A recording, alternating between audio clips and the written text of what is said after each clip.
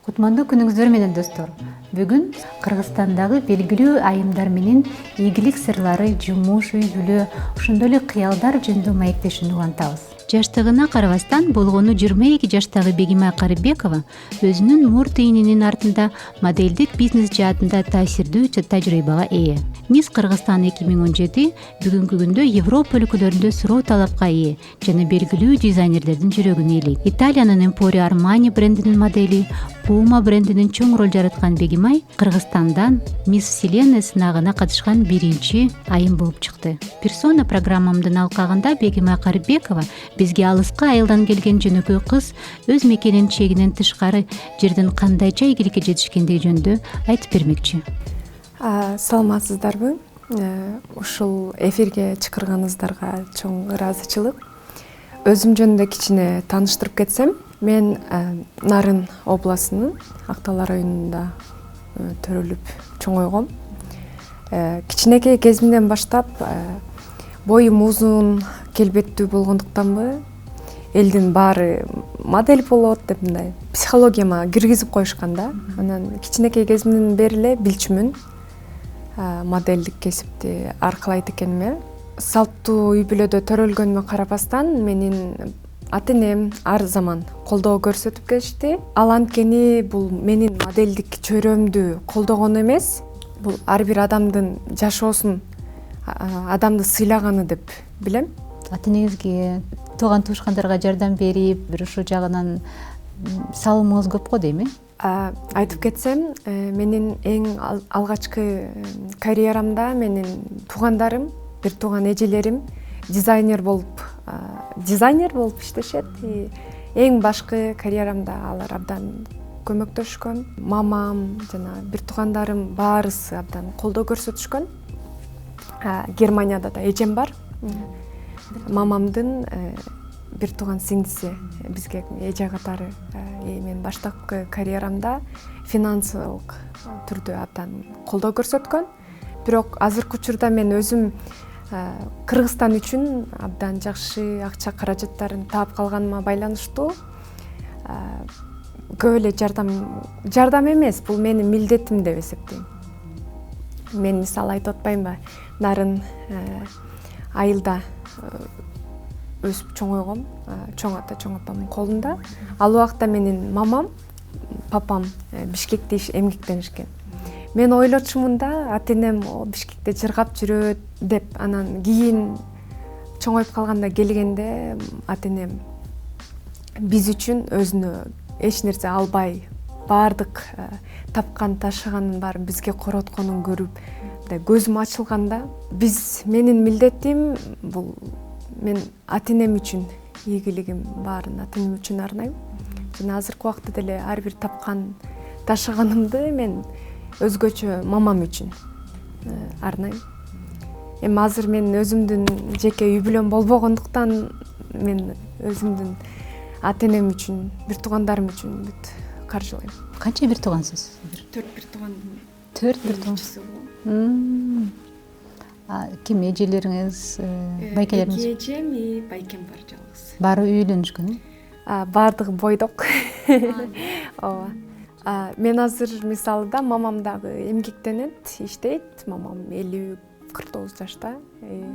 Мен мындай канчалык акча каражаттарынан жардам кылбасын, мамам айтат, мен иштегенди жакшы көрөм, мен иштешим керек. Жагат да мамама. Мен ойлойм, бул адамдын ден соолугу жакшы болсо, эмгектен башка эмне бар жакшы.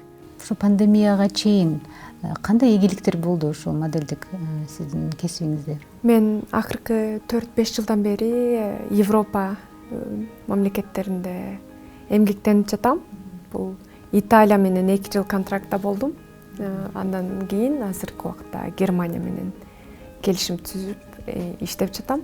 Азыркы убакта дагы китайский рынок абдан дүйнөдө жайылып баратканына байланыштуу азиат модельдерине суроо талап абдан жогору. Ошондуктан мен дагы жумуштарды жакшы алып, жакшы эмгектенип жатабыз. Бул айтуу кетчү нерсе, мен өзүм кыргызмын, жети атамдан бери бүт кыргыз. өзүмдүн именно кыргыз кыздардын моделдик чөйрөдө ийгилик жаратуусу бул биз азиаттарга да окшошпойбуз, биздин келбетибиз бир башкача деп ойлойм. Эч кимге окшобогон, интересный внешность. И көптөгөн биздин фотографтар жана ошо брендтердин менен иштешкен адамдар таң калышат да, и внешность каяктан мындай табылбайт. Япон эч кимге мындай окшошпогон өзүбүздүн бир сулуулук бар деп ойлойм. Европа менен азиаттардын миксиндагы. Чет мамлекетке модель болуп баруу кандай жолжоболор бар?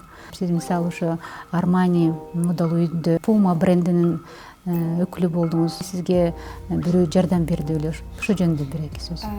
Мен чет мамлекеттерге бул сулуу конкурстарында ийгилик жараткандан кийин менин социалдык тармактарыма көптөгөн сунуштар түшүп баштаган. Андан башка мен дагы өзүмдүн сүрөттөрүмдү көптөгөн ийгиликтүү моделдик агенттерге жөнөткөн элем.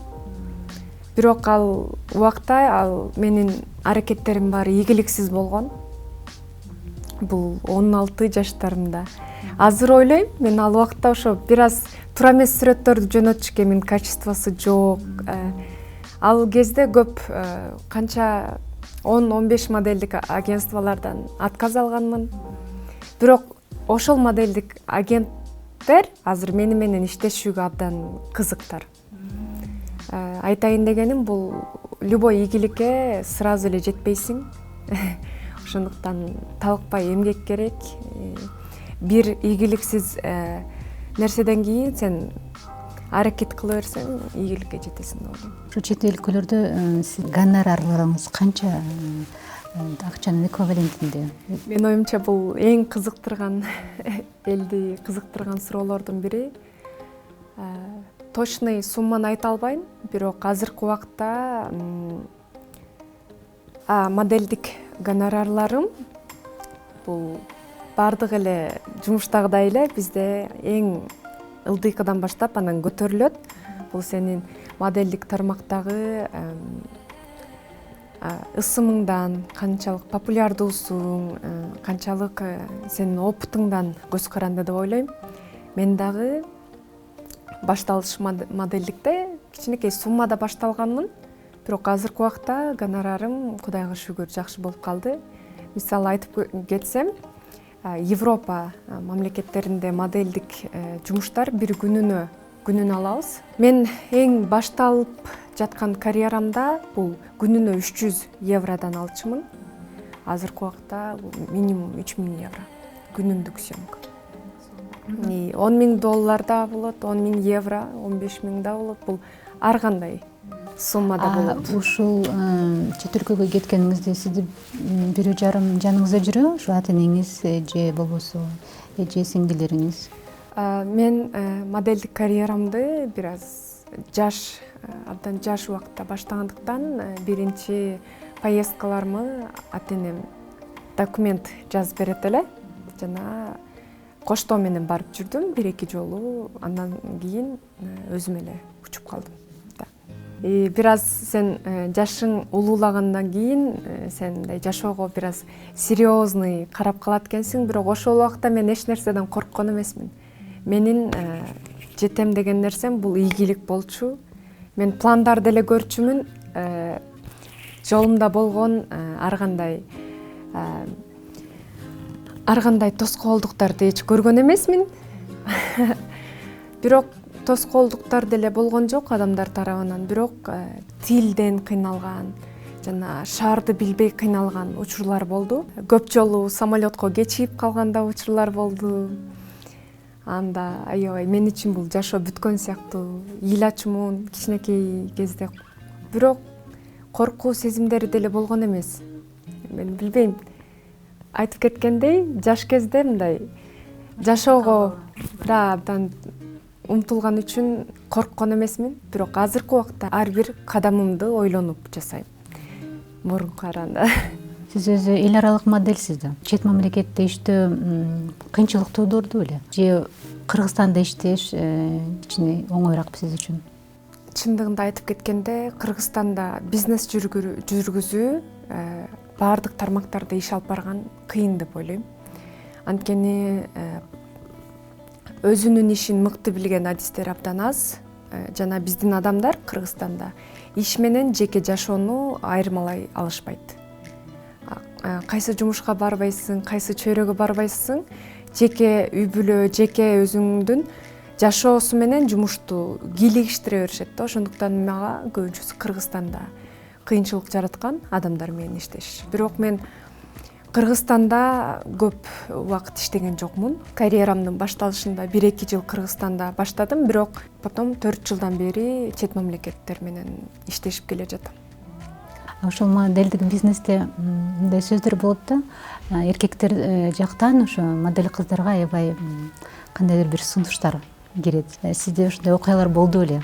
Ушуну айтып бересизби? Мен ойлойм, бул сулуу айымдарга моделдер эле эмес, бул жашоодо баардык эле сулуу айымдар, баардык айымдарга эркек мырзалар тарабынан көп внимание болот. Муну сиз деле жакшы билсеңиз керек. Сунуштар эмес, көбүнчөсү билбейм, сый мамиле, комплименттерди уккандан башка сунуштарды ала элекмин. Кайсы бир конкурста Сүймөнкул Чокморов ким деген суроо узатылганда Бегимай журналист деп жооп берген. Социалдык тармактарда жүргөн талкууларга Бегимай кандай турсук бере алды экен? Ооба, ал кезде мен 18 жашта жаңы чыккан абдан жаш кыз элем. Мисс Кыргызстан конкурсунда суроодон бир аз адашып калганмын. Мен ойлойм, ар бир адам бул жашоодо адашат, бирок ошол катаңды сен оңдогонго аракет кылыш керек. Хейтерди деп деле албайм. Эми адамдар көбүнчөсү туура түшүнүү менен эле кабыл алса керек.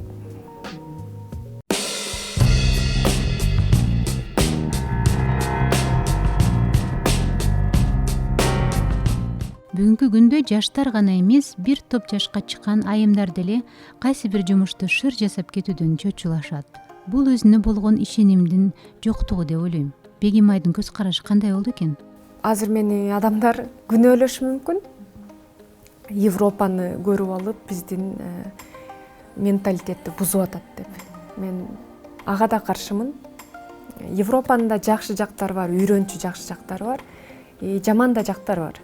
Бирок именно жакшы жактарын карап өткөндө бул аялдарга зомбулук, кордук нерселер аз кездешет. Бизде тилекке каршы көбүрөөк кездешип жатат. Бизде апаларыбыз, менин деле айланамда, үй бүлөмдө деле болуп жатат. Айымдар балдар үчүн, балдарын атасыз калбаш үчүн канча бир жылдап күйөөсү тарабынан кордукту чыдап келишет.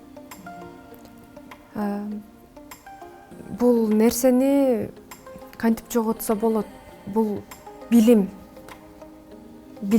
менен гана ийгиликке жетебиз деген ойдомун. Тилекке каршы биздин ата-энелерибиз кыздарга билимдин кереги жок.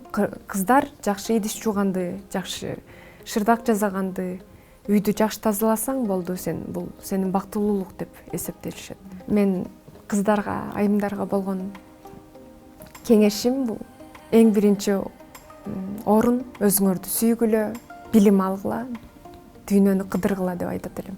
Волонтерлук иштериңизди көрүп аттык эле ошо социалдык тармактардан.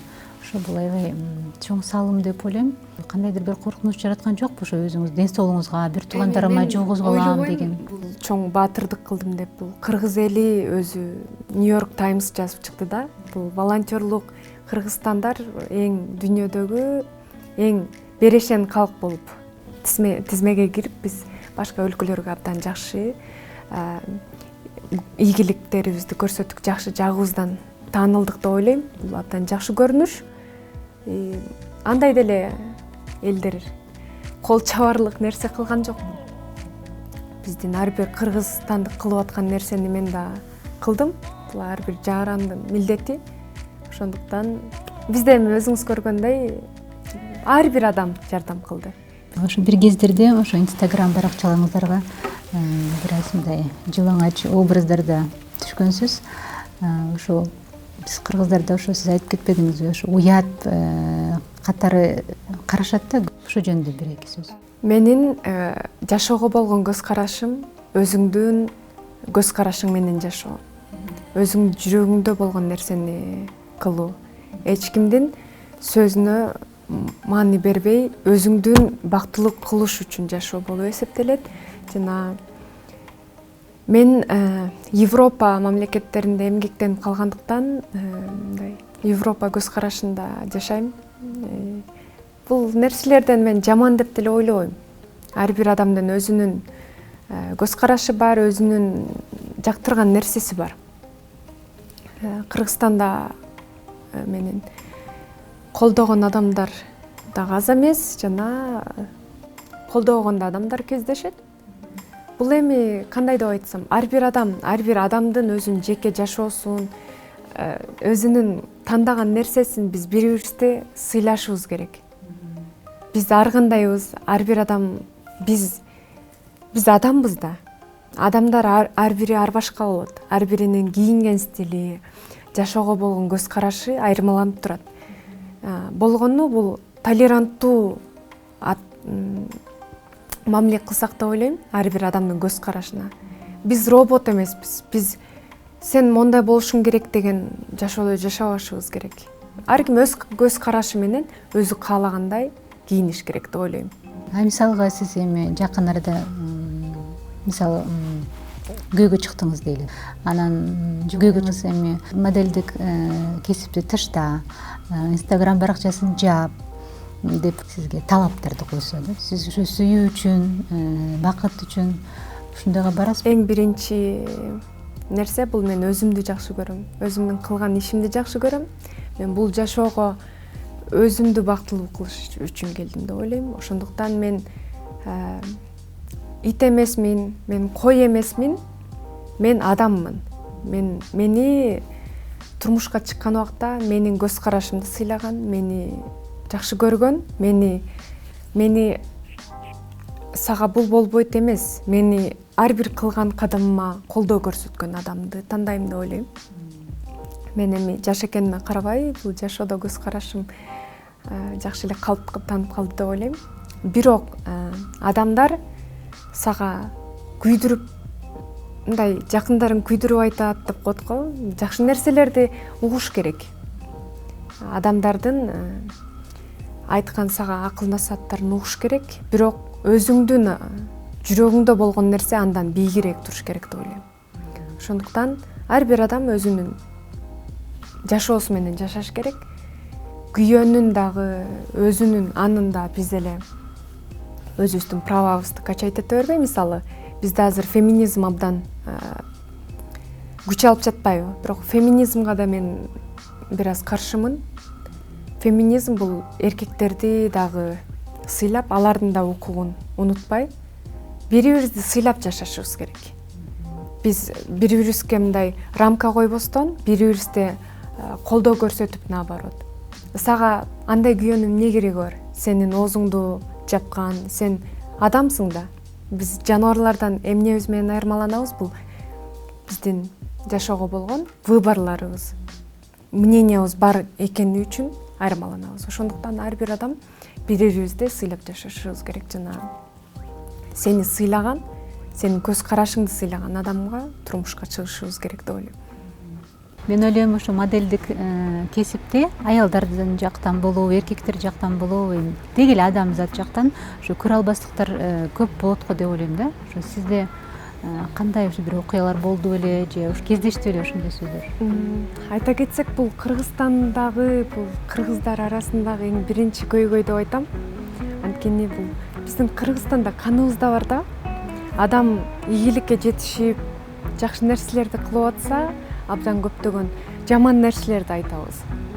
Адам байкуш болуп, жашоосунда жаман болуп атса, кыргыздар бири-бирине жардамдашып чыга келишет да, но биздеги эң биринчи көйгөй бул кыргыздар бири-бирибизди бир аз көрө албайбыз да.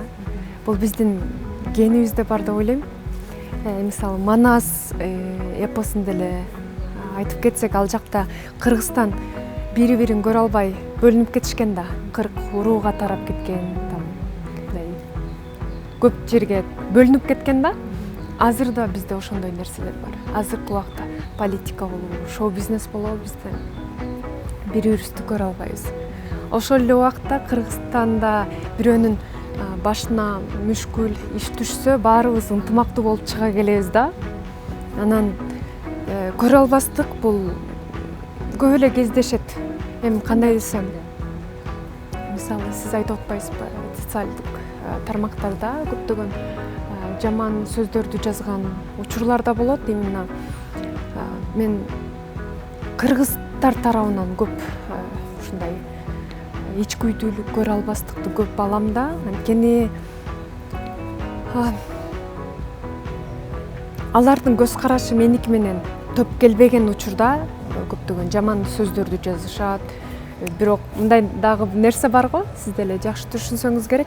Аял заты мисалы араба менен жакшы бир машина айдап баратса, сөзсүз түрдө бул көрө албастык көрөм да. Эркектер сени башкача карашат, мындай аялдар машина айдабаш керек или мындай сен жакшынакай жүрсөң, сөзсүз түрдө кыз сулуу болсо көрө албастык болот да. Сулуу кыздар мындай болот, стереотиптер бар да.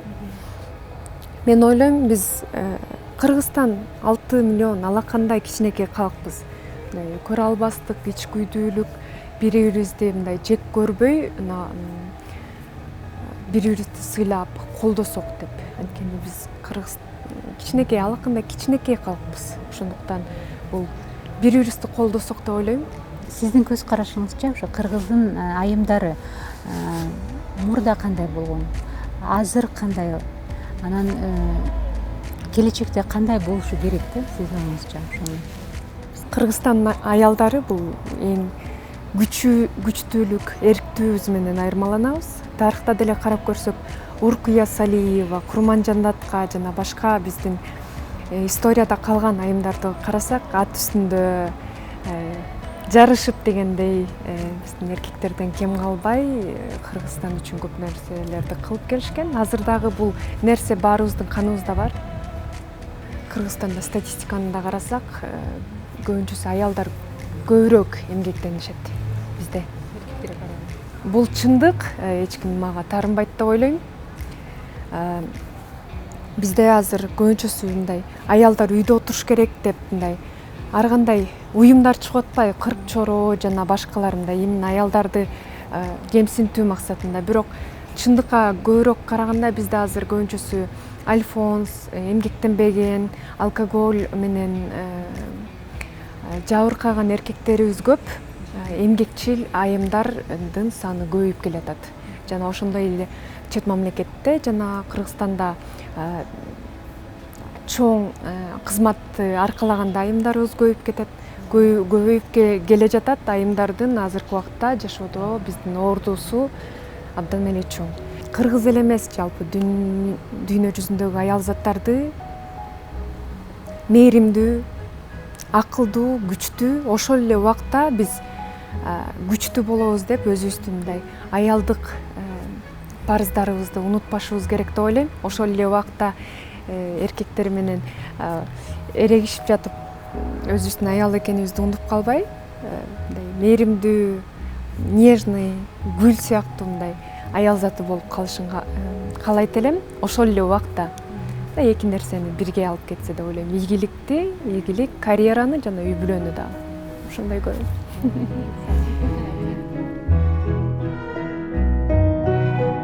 Кийинки коногум Борбордук Азиядагы эл аралык Америка университетинин негиздөөчүсү, ошондой эле Кыргыз Республикасынын билим берүү жана илим министри болуп өткөн Шаршекеева Камила Дүйшөбаевна менен болмокчу.